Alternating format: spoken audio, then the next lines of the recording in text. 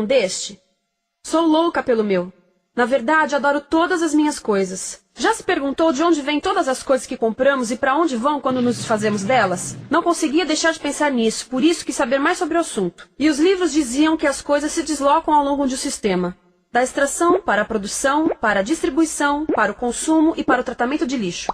Isso tudo se chama a economia de materiais. Bem, estudei um pouco mais. Eu passei 10 anos viajando pelo mundo, atrás de pistas de onde vêm as nossas coisas e para onde vão. E sabe o que eu descobri? Esta não é toda a história. Falta muita coisa nessa explicação.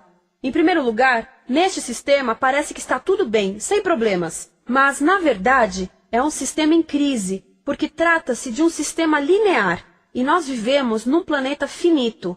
E não se pode gerir um sistema linear num planeta finito, indefinidamente. Em todas as suas etapas, este sistema interage com o mundo real. A vida real não acontece numa página em branco.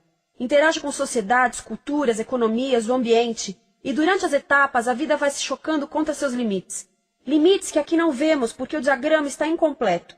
Então voltemos atrás para preencher alguns espaços e ver o que falta. Uma das coisas mais importantes em falta são as pessoas. Sim, pessoas. As pessoas vivem e trabalham em todas as etapas desse sistema, onde algumas são um pouco mais importantes que outras. Algumas têm maior poder de decisão. Quem são elas? Comecemos pelo governo. Meus amigos dizem que eu devia usar um tanque para simbolizar o governo, e isso é uma realidade em muitos países, e cada vez mais também no nosso. Afinal, mais de 50% dos nossos impostos vão para os militares. Mas vou usar uma pessoa para simbolizar o governo, porque acredito nos valores e na visão de que o governo deve ser das pessoas, pelas pessoas, para as pessoas. A função do governo é olhar por nós, cuidar de nós. Esse é o seu trabalho. Depois vem as corporações. O que leva as corporações a parecerem maiores que o governo é porque elas são maiores que o governo. Atualmente, entre as 100 maiores economias da Terra, 51 são corporações. À medida que as corporações foram crescendo, em tamanho e poder, assistimos a uma pequena mudança no governo, como se estivessem mais preocupados com o bem-estar deles do que com o nosso. Muito bem, então vejamos o que mais falta nessa imagem. Começaremos pela extração, que é uma palavra pomposa para exploração de recursos naturais, que por sua vez é uma palavra pomposa para destruir o planeta. A verdade é que cortamos as árvores, arrebentamos as montanhas para extrair os metais, consumimos toda a água e exterminamos os animais. Aqui enfrentamos o nosso primeiro limite. Estamos ficando sem recursos naturais. Estamos utilizando demasiados materiais. Sei que isto pode ser difícil de ouvir, mas é a verdade. Por isso temos que lidar com isso. Durante apenas as 3 últimas décadas, foram consumidos 33% dos recursos naturais do planeta. Desapareceram. Cortamos, minamos, perfuramos e destruímos o planeta tão depressa que estamos debilitando a capacidade do planeta para sustentar o nosso modo de vida. Aonde eu vivo, nos Estados Unidos, resta-nos menos de 4% da nossa floresta original. 40% dos cursos de água estão impróprios para o consumo. E o nosso problema não é apenas estarmos utilizando demasiados recursos, mas o fato de estarmos utilizando mais do que a nossa parte. Temos 5% da população mundial, mas usamos 30% dos recursos mundiais. Se todos consumissem ao ritmo dos Estados Unidos, precisaríamos de 3 a 5 planetas. E sabem uma coisa? Só temos um. Então, a resposta do meu país a essa limitação é simplesmente ir tomar dos outros. Este é o terceiro mundo, que alguém dirá tratar-se apenas de uma expressão para designar o local para onde foram as nossas matérias-primas. E o que é que acontece?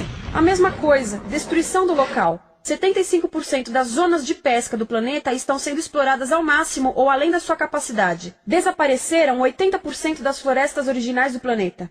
Só na Amazônia perdemos 2.000 árvores por minuto, o equivalente a um campo de futebol por minuto. Então, e as pessoas que vivem aqui? Bem, de acordo com esses sujeitos, eles não são donos desses recursos. Mesmo que vivam lá há gerações. Não são donos dos meios de produção, nem compram muitas coisas. Nesse sistema, quem não possui nem compra muitas coisas não tem valor. A seguir, as matérias-primas seguem para a produção, aonde utilizamos energia para misturar químicos tóxicos com recursos naturais para produzir produtos contaminados com tóxicos. Há atualmente no comércio mais de 100.000 químicos sintéticos. Apenas um punhado foi testado para avaliar o seu impacto na saúde, e nenhum foi testado em relação aos impactos sinérgicos na saúde, ou seja, a interação com todos os outros químicos aos quais estamos expostos diariamente. Por isso, desconhecemos o impacto total deles na saúde e no ambiente. Mas sabemos uma coisa: os tóxicos entram e saem. Enquanto continuarmos a introduzi-los nos nossos sistemas de produção industrial, continuaremos a inserir esses tóxicos nos produtos que levamos para nossas casas, trabalho e escolas, e claro, para nossos corpos. Como os BFRs, ou retardantes de incêndio à base de brometo, que tornam as coisas mais resistentes ao fogo, mas são super tóxicos. São neurotóxicos, ou seja, tóxicos para o cérebro. O que é que estamos fazendo usando esses químicos?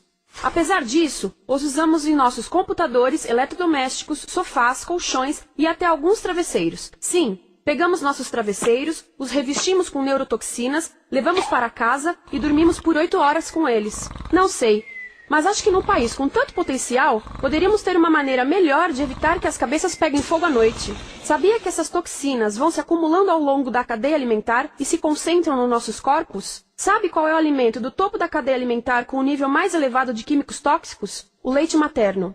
Isto significa que os menores membros das nossas sociedades, os nossos bebês, recebem as maiores doses de químicos tóxicos das suas vidas a partir do leite das suas mães.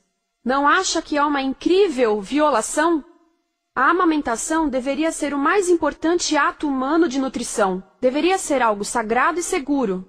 A amamentação continua a ser o melhor e as mães devem amamentar, mas nós deveríamos proteger esse ato. Eles deviam protegê-lo. Eu pensava que zelavam pelos nossos interesses. As pessoas que mais sofrem com esses produtos químicos são os trabalhadores das fábricas. Muitos são mulheres em idade reprodutiva, que trabalham com toxinas que afetam a gestação, carcinogênicos e muito mais. Agora eu pergunto, que tipo de mulher em idade reprodutiva trabalharia num emprego deste, exposta a estas toxinas, a não ser uma mulher sem outra alternativa?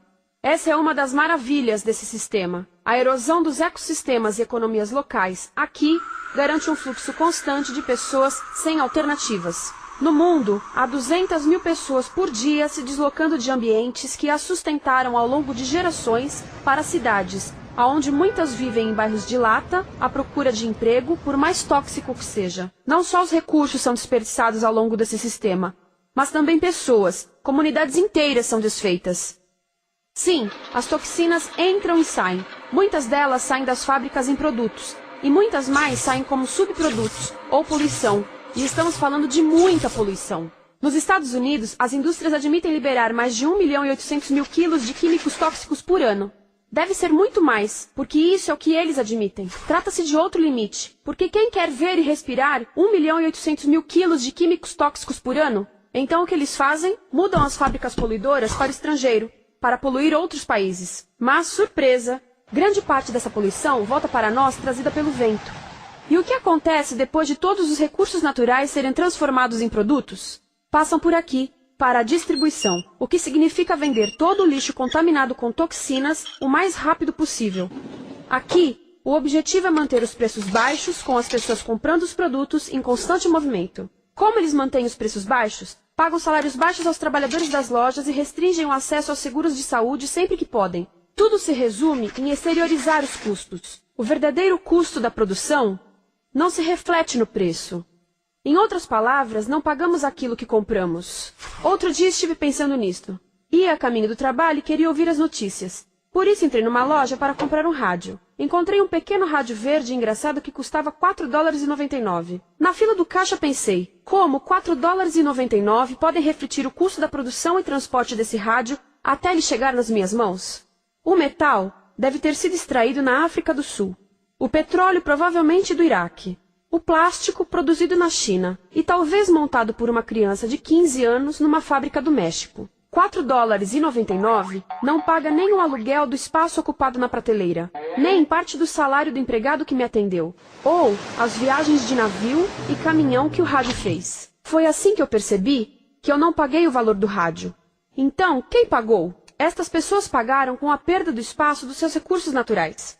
Estas pagaram com a perda do ar puro, com o aumento de doenças como asma e câncer. As crianças do Congo pagaram com o seu futuro, pois 30% delas abandonam a escola para trabalhar nas minas de coltan, um metal que usamos em aparelhos eletrônicos baratos e descartáveis. Estas pessoas pagaram por não ter direito ao seguro de saúde. Ao longo desse sistema, pessoas contribuíram para que eu comprasse o rádio por $4,99.